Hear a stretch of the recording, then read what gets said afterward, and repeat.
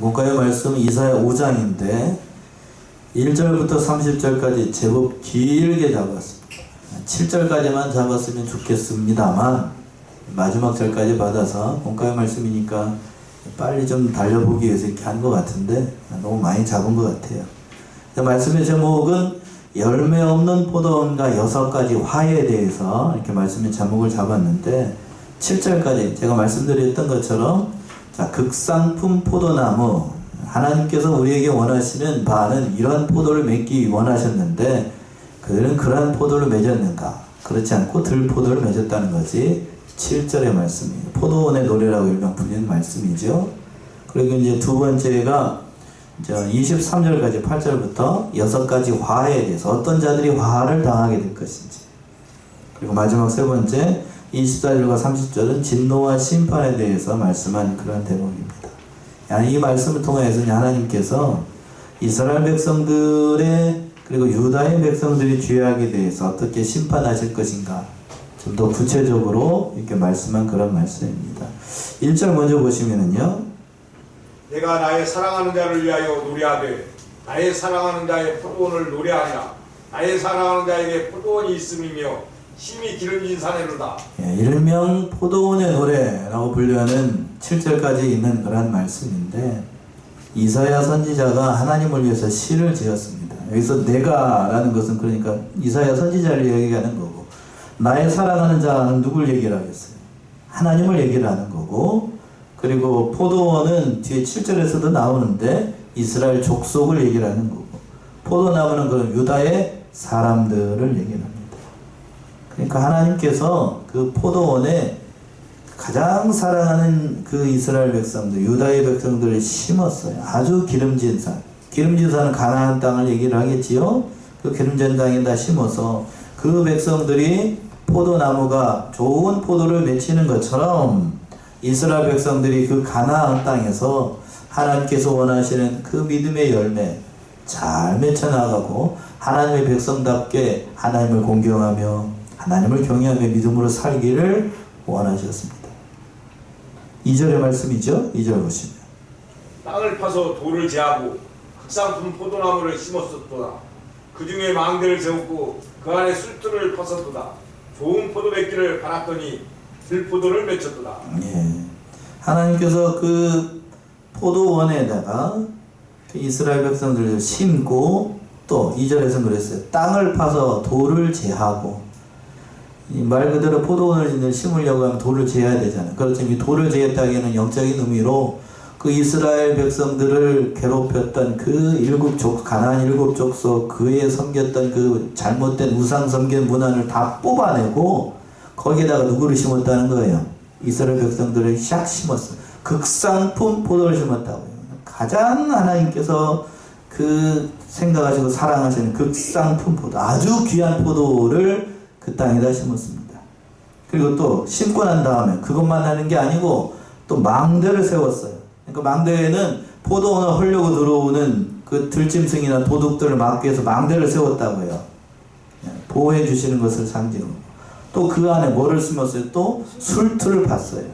그러니까 많은 포도를 맺을 것을 염두에 두고 그 포도원 안에다가 술틀을 심어서 풍성한 포도 열매를 맺기를 바랬습니다. 그렇죠. 하반절에서 했잖아요. 좋은 포도 맺기를 바랬다는 거예요.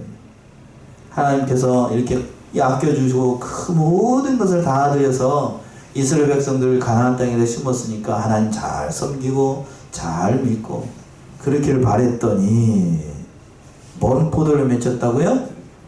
들포도를 맺혔도다. 들포도. 어떻게 이럴 수가 있는 거예요? 이 말씀 속에서 하나님의 그 심정이 단적으로 보여주는 거예요. 최고로 좋은 환경 가운데 가장 좋은 포도나무를 심었는데 그 포도에서 당연히 뭐가 나와야 돼? 좋은 포도가 열매를 맺어야 될 것인데 뭔 포도를 맺혀? 들포도를 맺혀. 어떻게 하라는 거예요 도대체? 그럼 어떻게 하라는 거예요? 뭘 어떻게 하라는 거냐고. 그 하나님의 심정이 나타나죠.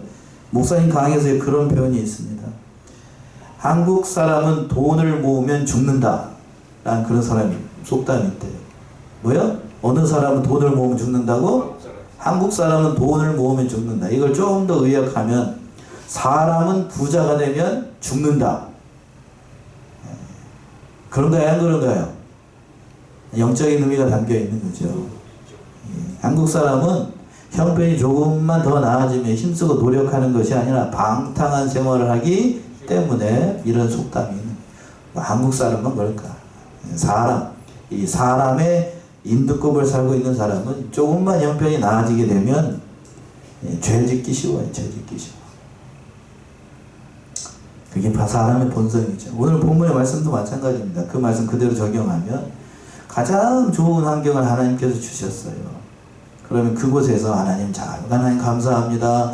이런 좋은 환경을 주시고 이렇게 좋은 곳에서 참 믿음생활 잘하게 하신 거 감사합니다. 그러면서 잘해야 될 것인데 허리띠 풀고 덜 부러져가지고 마냥 노세 그냥 젊어서 노세 그러면서 아이고 그러면서 배 다 까고 그냥 그런 들포도나 맺히는 그러한 신앙에 머물러 있었다는 거예요.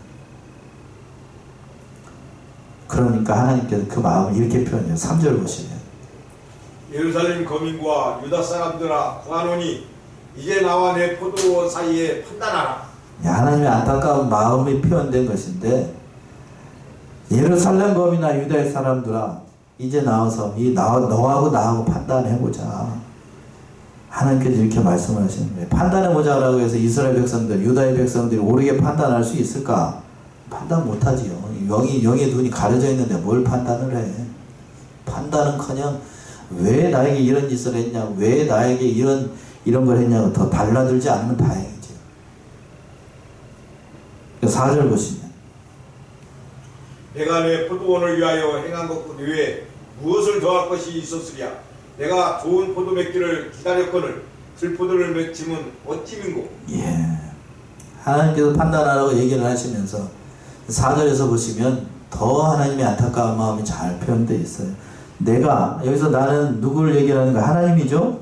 내 포도원을 위하여 행할 것 외에 무엇을 더할 수 내가 지금까지 이스라엘 백성들을 위해서 행하였던 모든 것 다 줬는데 내가 더 너에게 무엇을 해야 어떤 것을 행해야 하나님 백성답게 살겠느냐? 하나님의 안타까운 마음이 표현되어 있는 거예요. 얼마나 더 해야 되는 거예요? 출애굽의 역사에서부터만 살펴보려고요. 출애굽할 때에 애굽에서 몇 가지 재앙을 내렸어요?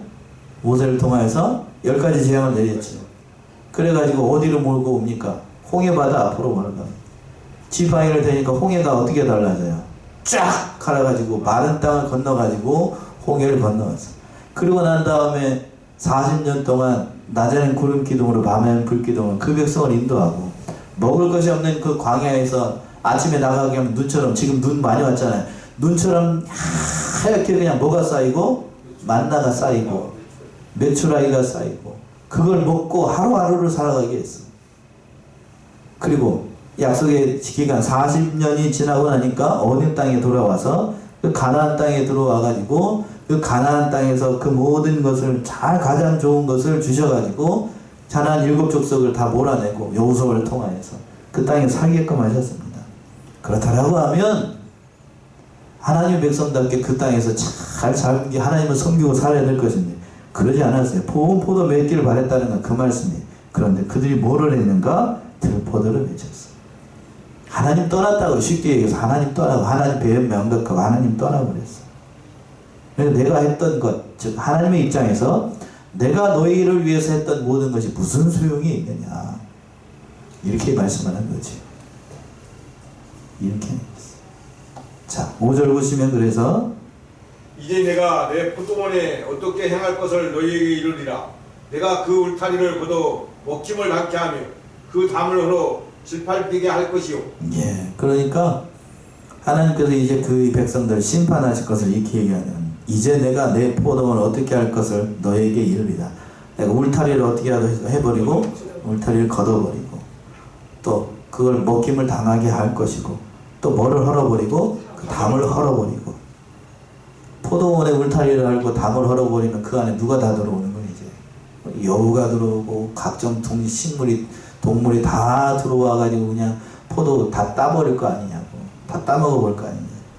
그리고 또 6절 보시면 6절.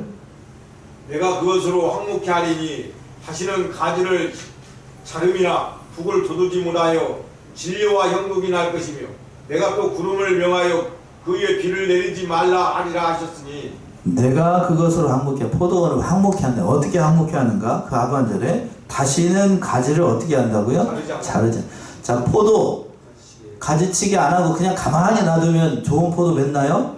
아니죠. 포도는 너무나도 과하다 싶을 정도로 겨울이나 특히 이른 봄에 뭐 해야 됩니까? 가지치기를 다 해야 돼요. 그러지 않으면 뭐만 길러져 가지고 이 가지만 그냥 쫙 길어가지고 그냥 쓸모없는 나무거든요. 포도 못 맺어. 사람 손이 가야 제대로 된 결실을 할 수 있는 게 포도나무입니다. 잘라주지 않고 또 북을 돋아 이 옆에 있는 것 다 이렇게 헐켜가지고 포도나무 그렇게 해야 돼요. 저도 포도를 길러봐서 알아요. 봄에 그 옆에 있는 흙들을 다 이렇게 갈아 엎어가지고 이렇게 북을 쏴줘야 돼. 그래야 뭐가 안 생기냐? 저기가 안 생겨요. 벌레가 안 생겨. 과하다 싶을 정도로 가지도 잘라야 되고, 그리고 자르고 나면 봄에 그 자른 가지에서 뭐가 뚝뚝 떨어져요? 물이 그냥 진액이 뚝뚝뚝뚝 떨어져. 아픈데 그렇게 아프다 싶을 정도로 해야 거기에서 새 순이 나와가지고 포도 열매를 맺어. 그런 거 해주지 않겠다. 돌봐주지 않겠다. 그럼 어떻게 쓸모없는 것이 되는 거죠. 또 구름을 명하 비를 내리지 않아. 비를 내리지 않으면 그 포도가 어떻게 열겠냐고. 7절 보시면 또 대저 만군의 여호와의 포도원은 이스라엘 족속이요 그의 기뻐하시는 나무는 유다 사람이라 그들에게 공평을 바라셨더니 도리어 포악이요 그들에게 의로움을 바라셨더니 도리어 부르짖음이 이르렀도다. 어려운 게 아니고 이스라엘 백성들에게 바랬던 것, 유다에게 바랬던 건 하나님의 백성답게 공평하게 의롭게 살기를 원했으나 그렇게 살지 않았기 때문에 이러한 일들이, 이러한 제약이, 이러한 하나님의 심판이 임하게 될 것을 말씀한 7절까지 있는 본문의 말씀입니다. 본문이 길어가지고 이렇게 살짝 지나갔어요. 자, 두 번째 이제 8절부터 23절까지는 6가지 화에 대해서 얘기를 하고 있습니다. 자, 먼저 8절부터 10절까지는 홀로 거하는 자, 혼자 잘 살겠다고 하는 자들에게 화가 있다는 거예요. 8절부터 10절 보시면 가옥에 가옥을 연하며 전토에 전토를 더하여 빈틈이 없도록 하고 이 땅 가운데서 홀로 거하려 하는 그들은 화 있을진저 만군의 여호와께서 내 귀에 말씀하시되 정령이 허다한 가옥이 황폐하리니 크고 아름다울지라도 거할 자가 없을 것이며 열흘같이 포도원에 겨우 포도주 한 마트가 나겠고 한 호멜지기에는 간신히 한 에바가 나리라 하시도다. 예, 가옥에 가옥을 연하여 전토에 전토를 더하며, 이게 부의 극치를 표현하는 건데, 집에다가 또 뭐를 짓고? 집을 짓고 또 뭐예요? 토지에다가 토지를 더하는, 아주 그냥 여러분 이렇게 살면 좋겠어요? 좋다고 얘기를 하는 사람들이 많을 거예요. 요즘 성도들 이상해져 가지고 다. 가옥에 가옥을 짓고 전토에 전토를 져가지고 뭐가 없도록, 빈틈이 없도록 땅 가운데에서 홀로 거하려고 하는 사람들, 이거 극도의 개인주의, 이기주의를 얘기하는 거예요. 세상은 뭐 어지러운 가운데 있고 백성들을 굶어 죽든지 말든지 나는 내 전토를 더 넓히고 내 집을 더 넓히고 나는 니들이 뭐를 하든지 나는 나만 잘 살고 나만 잘 먹고 잘 살면 된다 라고 하는 사람들, 그런 사람들 화가 있다. 아주 못된 거죠. 아주 못된 거. 오늘날 이 시대가 그렇지 않은, 옛날 그 시대도 그렇고 오늘날 이 시대가 점점 그러한 시대가 되지 않았는가, 그렇게 돼요. 그런 자들에게 화가 있다고. 화가 있어. 하나님은 성경에서 보시게 되면 부에 대해서 얘기를 할 때에 부 자체를 하나님께서 죄악시하지 않았습니다. 하나님께서 보시게 되면 아브라함도 부자였고 이삭도 부자였고 야곱도 부자였고 또 욥도 부자였습니다. 그런데 부자의 그러한 조건 가운데 뭐냐면, 그러한 부를 주신 건 자기 혼자만 잘 먹고 잘 살라고? 그래요? 아니죠. 옆에 있는 사람들, 그리고 가난한 사람들 돌보고 깨끗한 부자로 살기를, 이걸 청부라고 해요. 청부. 청지기답게 이 세상에서 자기가 가지고 있는 부로 하나님의 일을 잘 감당하도록 하기 위해서 부를 주신 거예요. 그런데 오늘날 사람들 보게 되면 그렇게 사는 사람이 많지 않아. 오늘 말씀에 있는 것처럼 가옥에 가옥을 연하고 전투에 전투를 다해서 빈틈없이 살도록 하기 위해서 그렇게 살도록 하는 사람들이 더 많다고요. 그런 자들 화가 있다고요. 어떤 화가 있게 되는가? 열흘가리 포도원에서 겨우 포도주 한 마트가 난다. 열흘가리라고 하는 건 한 쌍의 황소로 열흘 동안 갈 수 있는 넓이의 그 토지를 얘기를 해요. 며칠 동안 갈 수 있는 거리? 열흘 동안 한 쌍의 소로 갈 수 있는 그 넓디 넓은 논밭을 가리켜서 열흘가리라고, 열흘가리. 자, 한 마리 소로 얼마나 갈 수 있을까? 제가 이제 얼른 찾아보니까 약 평수로 얘기한다라고 하면 약 10,000평이 넘는 땅이래. 열흘가리가. 그러니까 하루에 한 1,000평 정도 가는 것 같아요. 소 2마리로. 열흘가리 땅이라고 하면 목사님 강의에서 참고해가지고 보면은 그 넓디도 10,000평 정도 되는 땅이 풍작이 되면 쌀로, 저기가 벼로 아니고 쌀로 약 200가만이 수확할 수 있다라고 합니다. 그런데 흉년이 되게 되면 200가만 거둘 수 있는 그곳에서 10분의 1을 해가지고 얼마가 걷겠어요? 10분의 1이면 20가만. 그걸 이렇게 표현을 한 거예요. 한 바트는 한 말 정도 돼요. 20리터. 정확히 22리터인데 그 정도밖에 못 걷어. 220리터 걷어야 될 그 땅에서, 그러니까 20리터 한 말. 한 말이 얼마 안 되잖아요. 그 10,000평에서 한 말. 세상에. 네, 세상에 그런 때가 된다면 또 한 오멜진, 그러니까 얼마나 그 극도에 비슷해요. 그 정도밖에 걷지 못하는 그러한 흉작을 주실 것을 큰 고통을 당하겠죠. 그러니까 또 두 번째는 연락하는 자에게 화가 있을 것이다. 17절까지 있는 말씀인데 11절 12절 먼저 보시면, 아침에 일찍 일어나 독주를 따라가며 밤이 깊도록 머물러 포도주에 취하는 그들은 화 있을진저 그들이 연휴에는 수금과 비파와 소고와 저와 포도주를 갖추어도 여호와의 행하심을 관심치 아니하며 그의 손으로 하신 일을 생각지 아니하는도다. 예, 방탕하고 연락한 자에게 두 번째 화를 얘기를 하는 것인데, 아침에 일찍 일어나서 독주를 마시고, 보통 술은 마시라는 얘기가 아니고 술은 언제 마셔요? 아침에 마십니까? 저녁에 마십니까? 예, 술 마신 분 아시잖아요. 더 잘 아시잖아요. 언제 마셔? 아침에 마셔? 저녁에 마셔? 저녁에 보통 마시는데 아침에 일어나자마자 뭘 마신다고? 임백인 거죠. 이거 중독된 거라고. 중독. 밤늦도록 또 뭐를 마시고? 포도주에 취해. 완전히 술 먹고 방탕한 극도의 타락한 사람들을 얘기를 하는 거야. 쩔어 살아 그냥. 세상에 취하고 음란 방탕한 대로 나아가고 포도주와 독도, 이 세상을 얘기를 하는데 이 세상에 취해가지고 무엇이 선인지 악인지도 구분하지 못하고, 그 하반절에서 그래서 연예인은 수금과 비파와 소고와 저와 포도주를 갖추고 하나님의 하신 일에는 전혀 관심이 없고, 하나님의 눈에 보이가니 세상에 취해 있는데 뭐 하나님이 어디 보이겠어요? 보이면 이상한 거지. 그 하나님이 하신 일에는 전혀 생각하는 게 없는 사람들, 하나님을 의식하지도 않고 하나님을 생각하는 바도 없고, 그렇게 살아가는 사람들에게 화가 있다고요. 13절 14절 보시면, 이러므로 나의 백성이 무지함을 인하여 사로잡힐 것이요 그 귀한 자는 줄일 것이요 무리는 목마를 것이며 음부가 그 욕망을 크게 내어 한량없이 그 입을 벌린즉 그들의 호화로움과 그들의 많은 무리와 그들의 떠드는 것과 그 중에서 연락하는 자가 거기 빠질 것이라. 예, 하나님은 심판이 임하게 될 거라. 그 무지함을 인하여서, 영적인 무지함이죠. 하나님이 어디 있느냐? 하나님은 없다. 하나님은 죽었다. 신은 죽었다. 어느 철학자가 얘기하는 거죠.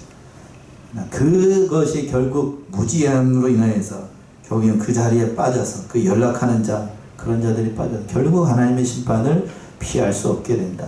15절 16절, 천한 자는 굴복되고 귀한 자는 낮아지고 오만한 자의 눈도 낮아질 것이로되 오직 만군의 여호와는 공평함으로 높임을 받으시며 거룩하신 하나님은 의로우심으로 거룩함을 받으시리니. 예, 천한 자나 높은 자나 귀한 자나 다 낮아져서 결국 하나님이 어떠한 분인지 하나님의 의로움을 드러내게 될 것이라는 거예요. 그러니까 결국 그들이 심판 가운데 임하여서 하나님이 없다고 살아가는 그들에게 하나님이 임해서 하나님의 의를 드러나게 된다는 거예요. 또 17절 보시면 그때에는 어린 양들이 자기 초장에 있는 것 같이 먹을 것이요 살찐 자의 황무한 밭의 소사는 유리하는 자들이 먹으리라. 예, 이제 소망이 조금 보이는 말씀인데 그때에는 어린 양들이 자기 초장에서 먹을 것이고 악을 심판하고 성도를 구원하심으로 구원받은 성도들이 신령한 양식을 먹게 될 것이다. 그러나 살찐 자의 황무한 밭의 소사는 유리하는 자, 세상에 취해가지고 세상에 따라가는 자들은 유리하는 자들, 그러니까 비천한 자들, 이런 자들이 다 먹게 될 것이다. 하나님의 엄중한 심판을 말씀한 겁니다.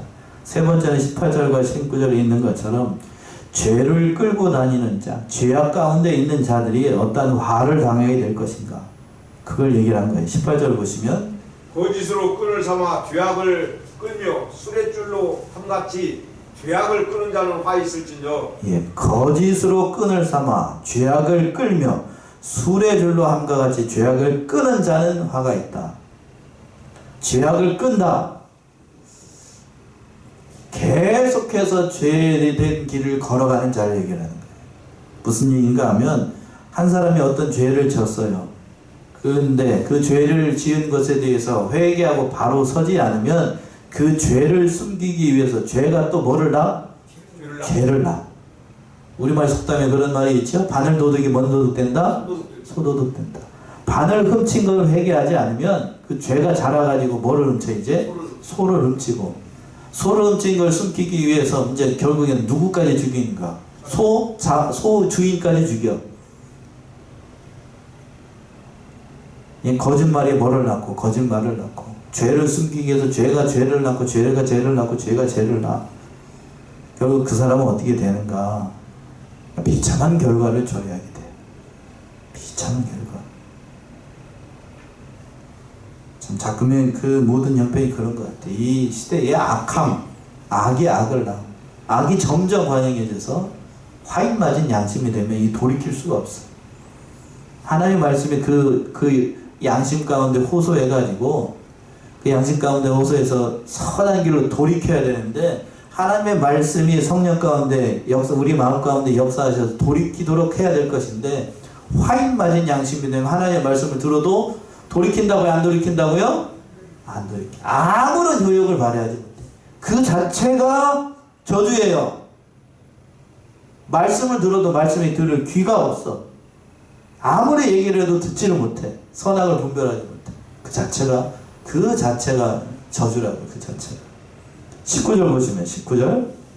그들이 이르기를 그는 그 일을 속속히 이루어 우리로 보게 할 것이며 이스라엘의 거룩한 자는 그 도물을 속히 임하게 하여 우리로 알게 할 것이라 하는도다. 예, 그러나 하나님께서 그 악한 자들을 결국에는 하나님의 심판이 이루어져서, 하나님이 어디 계시냐, 심판이 어디 있느냐, 무슨 정직하게 사는 것이 무슨 소용이 있느냐라고 비웃는 그들에게 하나님의 심판이 임해서 무엇이 선이고 무엇이 악이고 무엇이 공평이고 공의인지를 하나님이 드러내실 것이라는 얘기예요. 하나님이 공의를 드러낼 때, 하나님이 공의를 드러낼 때에는 참으로 무섭습니다. 소돔과 고모라에 하나님의 공의를 드러낼 때에 소돔과 고모라가 어떻게 됐죠? 어떻게 됐어요? 하나님의 공의를 드러낼 때 심판받아가지고 그냥 확 쓰러졌어요. 노아 시대 때에 하나님의 공의를 드러낼 때 그 세상에 있는 모든 것들이 다 어떻게 됐어요? 물에 심판을 받았어요. 예수님께서 이제 오늘 말씀에 다니엘서에서 그랬죠. 하나님께서 예수 그리스도가 재림하셔가지고 믿지 않는 자들에게 하나님의 공의를 드러낼 때에는 그 사람들, 세상에 있는 사람들 어떻게 됩니까? 다 죽어요. 다 지옥 가게 된다고. 이렇게 19절 말씀이 어떤 섬뜩한 의미가 담겨있는 말씀인데 하나님의 공의를 나타내는 겁니다.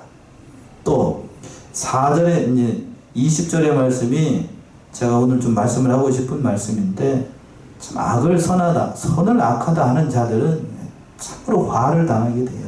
20절 보시면 악을 선하다 하며 선을 악하다 하며 흑암으로 광명을 삼으며 광명으로 흑암을 삼으며 쓴 것으로 단 것을 삼으며 단 것으로 쓴 것을 삼는 그들은 화 있을진저. 예. 자, 우리는 악을 선하다고 해야 됩니까? 악하다고 해야 됩니까? 악하다 해야죠. 또 선은 뭐하다고 해야 되고? 선하다고 해야 돼. 선하다고 해야 돼. 근데 오늘 본문 보면 악을 뭐하다고 얘기해요. 또 선을 뭐하다고? 악하다. 흑암을 뭐라고 얘기하고? 광명이라고 얘기하고. 광명을 또 뭐라고 얘기하고? 흑암이라 쓴 것을 뭐라고 얘기하고? 것이라 단 것을 또 어떤 것이라? 것이라. 이게 완전히 양심이 마비가 되면 이렇게 돼요. 그때 당시도 그랬어요. 그때 당시도. 이런 자들은 그 자체가 참 악한 거예요. 악한 거. 이 시대가 그래요. 이 시대가. 이러한 자들에게는 하나님의 심판이 임하니 로마서는 이렇게 표현했습니다. 로마서 1장을 한번 가보시겠습니까? 로마서 1장 28절에서부터 32절 보시면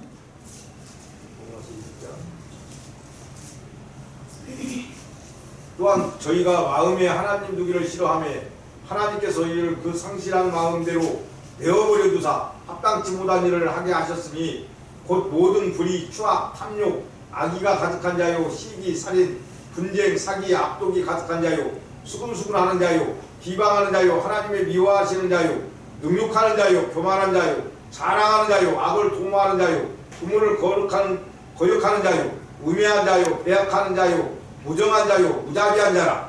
저희가 이 같은 일을 행하는 자는 사형에 해당하다고 하나님의 정하심을 알고도 자기들만 행할 뿐 아니라 또한 그 일을 행하는 자를 옳다 하느니라. 32절에서 그랬죠. 저희가 이 같은 일을 행하는 자는 어디에 해당해요? 사형에 해당한다고 하나님의 정하신 것을 알고도 모르는 게 아니요. 알고도 자기들만 행할 뿐 아니라 또한 그 일을 행하는 자를 옳다 해야 됩니까? 옳다고 하지 않아야 됩니까? 옳지 않다고 해야 되는데 옳다라고 얘기해요. 그대로 지금 이제 이사야 20절, 5장 20절에 있는 것처럼 악을 선하다, 선을 악하다고 하는 자, 그들에게 화가 있다. 자, 그러면 오늘날 이 시대가 그런 것 같아. 제가 한 가지 말씀드릴까요? 지금 어디하고 전쟁 중이죠? 러시아하고 우크라이나. 표면적으로 여러분들이 생각하기에 그렇게 생각을 합니다. 우리가 보통 생각을 할 때 어디가 선이고 어디가 악이라고 생각하죠? 침략자가 악이고 공격을 받는 사람들이 선이라고 생각을 하지요. 그래서 보통 우리가 생각하기에 러시아가 뭔 편이고 악하고 어디가 선이라고? 우크라이나가 선이다 라고 생각을 해요. 근데 여러분 제가 말씀드리면 그 말이 맞는지 한번 생각을 해보죠. 표면적인 이유는 러시아가 이후에 우크라이나가 이후에 들어가는 것을 못마땅하게 생각하고 그걸 명분으로 침략한 것처럼 이렇게 생각을 합니다. 그런데 뒤집어서 이렇게 생각하면 그 안에 있는 내막을 보게 되면 결코 그것만 가지고 러시아가 쳐들어간 게 아니야. 푸틴이 우크라이나에 경고를 했습니다. 무슨 일을 했었냐면 우크라이나가 러시아 국경 근처에서 아주 사악한 짓을 했는데 어린 소녀들, 그러니까 부녀자들을 대상으로 무슨 짓을 했냐면 성매매를 일삼았어요. 그리고 이상한 영화 있죠? 실온하게 하나도 안 걸치고 찍는 영화. 그걸 뭐라고 얘기해요? 세자로 앞에 포조를 시작하고 그런 영화를 어디에서 많이 만들었냐면 우크라이나 국경에서 우크라이나 사람들이 우크라이나 여자들하고 러시아 여자들이 굉장히 예쁘거든. 미인들이 많아요. 그 사람들을 데리고 그런 짓거리를 하고 있었어. 그러니까 푸틴이 경고했습니다. 너 그거 하지 말라고. 응? 그거 하지 말라고. 그걸 가지고 어디에다가 수출을 했냐면 어디에다 수출을 했을 것 같습니까? 세계에 수출했는데 특별히 미국과 어디에? EU에 수출을 했어. 그걸 아는 사람들이 몇이나 될까? 그러니까 푸틴이 그걸 보고 너 그거 하지 말라고 경고를 안 들으니까 러시아가 대군을 묶고 침략을 했어요. 명분은 EU에 들어간다. 그러니까 그게 이제 못마땅하니까 그건 이제 우크라이나에서 뭐라고 얘기를 했냐면, 우리는 어디에 편에 붙겠다? EU 편에 붙겠다. EU에 가입을 하겠다. 나토에 가입을 하겠다. 라고 얘기를 했어요. 그러니까 하나님께서 모르겠어요. 그게 하나님의 뜻인지. 푸틴이 그래가지고 어디를 침략을 했다고? 우크라이나를 침략을 했어. 자, 여러분이 생각하기에 어느 게 선이고 어느 게 악이요? 에? 누가 선이고 누가 악이요? 에? 자, 그런데 거기에 그 우크라이나에서 했던 그 악한 일들을 가지고 이익을 본 게 어디냐면, 죄송하지만 미국의 그 잘못된 사람들과 그리고 또 EU에서 그걸 가지고 저기 했던 그런 사람들이요. 근데 우리는 그게 뭐라고 생각하고, 이게 잘못 생각하고, 어디가 악하다? 러시아가 악하다. 이렇게 얘기를 한다.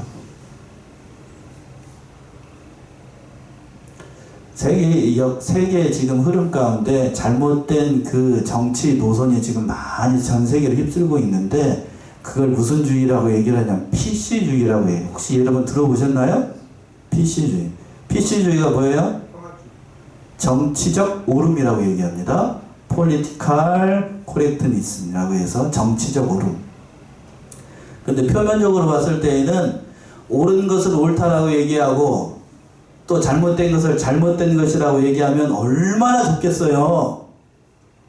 그런데 그것이 겉으로 봤을 때에는 그렇게 포장된 것처럼 얘기를 하는데, 그걸 이루는 방법에 의해서 수단과 방법을 가리지 않고, 그걸 이루기 위해서 수단 방법을 가리지 않고 선을 뭐라고 얘기를 하면서 악하다고 얘기를 하고, 악을 뭐라고 얘기하면서 선하다고 얘기하면서 그 목적을 위해서 수단과 방법을 가리지 않아. 그 수단과 방법을 가리지 않고 선을 가장해가지고 전 세계에 패권을 쥐고 있었던 것이 얼마 전까지 어디였냐면 바로 미국의 대통령이었던 누구요? 트럼프 전에 바이든이 그랬어. 그래서 바이든이 제가 여러분들한테 가끔 얘기했죠? 그 흉악한 놈이라고. 겉으로 봤을 때에는 뭐한 것처럼 선한 것처럼 얘기하는데, 그런데 그 선한 사람은 결코 아니었어. 결코 아니었어. 그래서 바이든이 대통령이 떨어지고 난 다음에 자기가 이제 쫓겨날 것을 염두에 두고, 바이든의 그 첫째 아들이 누구였냐면 헌터 바이든이에요. 아시죠? 그 헌터 바이든이 그 중국에 가가지고 이상한 거에 빠져가지고 이상한 영화에 그 잘못 놀아나가지고 저기 무슨 죄를 졌어. 예? 그 아까 나 부끄러운 그런 죄를 졌다고. 그러니까 그걸 누구보다도 잘 아는 그 아버지였던 바이든이 자기의 대통령의 사면권을 가지고 과거에 지은 죄, 현재에 지은 죄, 앞으로 지을 미래의 죄까지 뭐를 해고 갔다고 사면을 하고 갔어. 여러분 어떻게 생각해요? 그게 잘한 거예요? 오늘 본문의 말씀에 있는 것처럼 악을 선하다고 이렇게 얘기를 했다고. 악을 선하다고. 참 그런 거예요. 또 그러니까 이제 바이든에서 누구를 이제 정권이 넘어왔죠? 트럼프로 넘어왔어. 트럼프가 그걸 알까요, 모를까요? 다 알아요. 다 안다고. 다 아니까 그걸 올바로 잡기 위해서 트럼프가 뭘 빼달았어? 칼을 뺐어. 칼을 빼니까 반대편에서 민주당이 트럼프가 이거 하게 되면 자기들이 다 죽게 생겼으니까 지금 난리도 아니다. 그래서 지금 대통령 취임한 지 얼마 되지도 않았는데 뭐 한다고 반대편에서 지금 민주당에서는 대통령 어떻게 해버린다고 뭐 탄핵시킨다는 얘기가 나오고 별 쇼를 다 하고 있어 지금. 어디를 보는 것 같긴 한데 아무튼 그렇게 됐다. 그렇게. 그 EU 뒤에 우크라이나 뒤에 어디가 숨어 있냐면 어디가 숨어 있다고요? EU가 숨어 있어. EU가.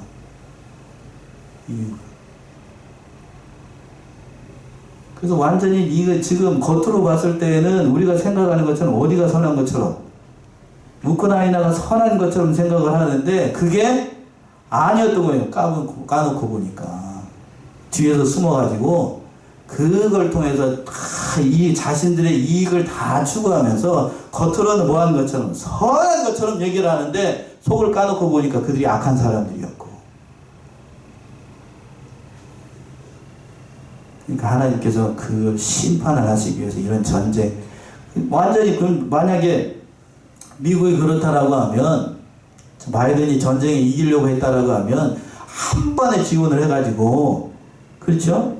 우크라이나가 전쟁에 이기도록 해야 될 것인데, 이유나 미국도 그걸 전쟁에서 오래도록 끌기 위해서, 오래도록 끌어야 누가 이익이 되니까요.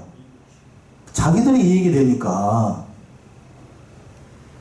그렇게 돼가고 있어요. 그렇게 돼가고 있어요. 이 본문의 말씀에 있는 것처럼, 20절에 있는 것처럼, 악을 선하다고 생각하고 선을 악하다고 얘기를 하니까 완전히 전도가 돼가지고 그런 세상에 우리가 살고 있다고요. 그런 세상에. 오늘 1탄으로 여기까지만 얘기를 할게요. 그러니까 얼마나 이 악한 세상에 우리가 살아가고 있는가, 이걸 잘 알아야 돼. 잘 알아야 돼. 그걸 바로잡기 위해서 지금 하나님께서 누구를 세우셨는가? 저도 별로 반갑지 않습니다. 누구를 미국의 대통령으로 세웠다고요? 트럼프를 세웠어요. 여러분들이 트럼프 취임식을 여러분 봤을지 모르겠는데 저는 처음부터 끝까지 봤거든요. 참, 트럼프 취임할 때에 찬송가를 2곡을 틀었습니다. 찬송가를 2곡을 틀었는데 첫 번째는 마귀들과 싸울지라고, 마귀들과 싸울지라. 두 번째는 어떤 찬송을 부르냐, 우리가 좋아하는 오 신실하신 주. 그러니까 트럼프가 그걸 하면서 그 2곡의 찬송가를 부르고 있더라고. 그 마치 목사님 안수받는 것처럼 취임식을 했어. 그러면서 취임식을 할 때 뭐를 얘기를 했냐, 다른 건 다 잘 기억나지 않고 위대한 미국을 만들겠다라고 하면서 한 가지를 얘기를 했어요. 오늘부터 미국은 2가지 성만 존재한다. 뭔 성? 남자와 여자만 있다. 다른 성은 절대로 인정하지 않는다. 우리들 입장에서는 이게 정확한 것이지만, 당연히 뭐 남자하고 여자만 있지, 그럼 뭐 다른 성이 있까니? 이 말인즉슨 뭐예요? 미국 안에 공성이 다른 거 인정하지 않겠다는 거예요. 잘한 거예요? 잘못한 거예요? 잘한 거죠. 잘한 거. 그래서 다 추방해. 그 군대 안에 이상한 사람들 많거든. 트랜스 남자인데 뭘로 분장을 해요? 여자로 분장하고 그 반대의 경우도 있고, 그런 사람들 다 쫓아내겠다. 하나님께서 칼 빼들으셔서 누구를 통해서? 트럼프를 통해서. 어디까지 할지 모르겠습니다만 참 그런 자들의 화가 있다라고요. 자, 오늘 여기까지만 하겠습니다. 본문 돌아서 21절. 스스로 지혜롭다 하며 스스로 명철하다 하는 그들은 화 있을진저. 예, 스스로 조매롭다. 그런 자들에게는 화가 있다. 하나님을 모르는 자들에게 하나님의 심판이 임하게 될 것이다. 또 22절과 23절에서 또 술을 마시고 재판을 굽게 하는 자들이 화가 있다라고 했는데, 22절 마시기에 용감하며 독주를 빚기에 유력한 그들은 화 있을진저. 그들은 뇌물로 인하여 악인을 의롭다 하고 의인에게서 그 의를 빼앗는다. 예, 포도주를 마시기에 어떻게 하다고 되어 있어요? 용감하다. 독주를 빚기에 유력한 그들의 화가 있고, 그들은 뇌물로 인하여 악인을 어떻게 하다고? 의인을 또 어떻게 하다고? 의인에게서 뭐를 빼앗아? 의를 빼앗아. 오늘날에 지금 세계의 그 사법권들이 제대로 발동을 못해. 유전무죄라고 되어 있는 말이 있는 것처럼 그런 시대가 됐어. 참 안타까운 거예요. 안타까워. 자, 시간이 가더라도 잠언 17장 15절 보세요. 잠언 17장 15절.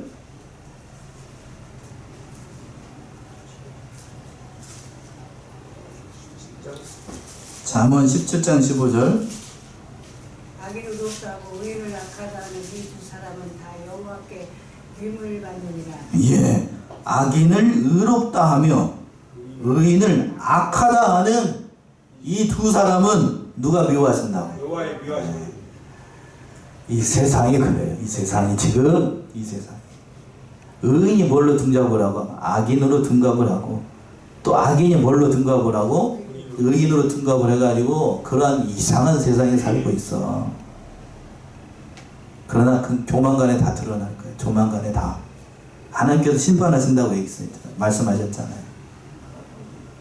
그죠? 마지막으로 이제 세 번째 24절부터 30절까지 말씀인데 빨리 한번 가볼까요? 24절. 이로 인하여 불꽃이 그루터기를 삼킴같이 마른 풀이 불 속에 떨어짐 같이 그들의 뿌리가 썩겠고 꽃이 티끌처럼 날리리니 그들이 만군의 여호와의 율법을 버리며 이스라엘 거룩하신 자의 말씀을 멸시하였습니다. 야, 하나님의 심판이 불가피한 것. 그들이 하나님의 말씀을 멸시하고 이스라엘의 거룩한 자를 멸시했기 때문에 그들의 심판이 불가피하게 될 것이다. 또 25절. 그러므로 여호와께서 자기 백성에게 노를 바라시고 손을 들어 그들을 치신지라. 산들은 진동하며 그들의 시체는 거리 가운데 불토와 같이 되었으나 그 노가 돌아서지 아니하였고 그 손이 오히려 퍼져들이라. 예, 자기 백성에게 노를 바라시고 하나님 백성이 하나님 백성답게 살지 않으니까 참 안타까운 모습이죠. 26절 27절. 길을 세우시고 먼 나라들을 불러 땅끝에서부터 오게 하실 것이라. 보라, 그들이 빨리 달려올 것이로되 그 중에 곤핍하여 넘어지는 자도 없을 것이며 조는 자나 자는 자도 없을 것이며 그들의 허리띠는 풀리지 아니하며 그들의 신들매는 끊어지지 아니하며. 예, 하나님께서 유다를 심판하시려고 사용하신 바벨론의 군대, 또 아수르의 군대가 어떠할 것인지, 땅끝에서부터 먼 나라에서부터 여기까지 오게 되는데, 근데 그들이 얼마나 빨리 오는지, 또 자는 자도 없고 조는 자도 없고 허리를 풀지 않고 신들매는 끊어지지 않고 그냥 하나님의 그 심판의 도구로 사용하기 위해서 엄청난 재앙을 몰고 오게 될 것이다. 그대로 이루어졌죠. 마지막 28절에서부터 30절. 그들이 살은 날카롭고 모든 활은 당겨졌으며 그 말구은 부싯돌 같고 차바퀴는 회리바람 같을 것이며 그 부르짖는 것은 암사자 같을 것이요 그 소리 지르면 어린 사자들과 같을 것이라. 그들이 부르짖으며 물건을 훔쳐 염려 없이 가져가도 건질 자가 없으리로다. 그날에 그들이 바다 물결 소리같이 백성을 향하여 부르짖으니 사람이 그 땅을 바라보면 부담과 고난이 있고 빛은 구름에 가리워져서 어두우리라. 예, 그 심판이 이르게 될 그때를 얘기를 하는 것인데, 참으로 암혹한 그러한 시대를 그 유다가 살아갈 것을 말씀하고, 이것이 다 그들이 하나님의 백성답게 살지 않았기 때문이에요. 비단 유다에서만 이런 일이 일으키게 될 것인가? 오늘날 이 시대도 하나님의 백성들, 하나님의 백성답게 살지 않는 이러한 일이 일어나게 되는 거예요. 그러니까 이 사실을 깨닫고 진실로 이러한 하나님의 때를 바라보면서, 또 하나님의 심판을 바라면서 우리의 신앙을 다시 한번 돌아보고 하나님 백성답게 그 믿음의 길을 걸어나가는 저와 여러분들이 다 되셔야 되겠습니다. 기도하겠습니다.